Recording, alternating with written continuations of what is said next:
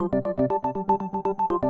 new study shows being lonely and socially isolated isn't just miserable, but can increase the risk of death, especially in elderly people. Researchers studied 6,500 men and women ages 52 and older from the UK for 7 years. They found loneliness and social isolation can increase the risk of death by 26%. Loneliness and social isolation? Well, what's the difference? According to one researcher, social isolation and loneliness are two sides of the same coin. Social isolation indicates a lack of contact with friends, relatives, and organizations, while loneliness is a subjective experience of lack of companionship and social contact. That also includes the lack of companionship, advice, and support from other people. Although there are differences between the two, both loneliness and social isolation can play a hand in earlier death. The study looked at both, but it is uncertain whether their effects are independent or whether loneliness represents the emotional pathway through which social isolation impairs health. But the Los Angeles Times points out the distinction between the two doesn't matter as much as what the findings mean,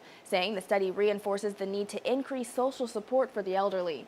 They also note that this isn't the first study of its kind. A similar look at retired Americans in 2012 reinforced multiple studies that linked loneliness to numerous illnesses, including heart trouble and high blood pressure. One researcher says, "There's been such an increase in people living alone. In the last 15 years, the number of 55 to 64-year-olds living alone has increased by 50%, and it might be that people in those circumstances aren't looking after themselves so well."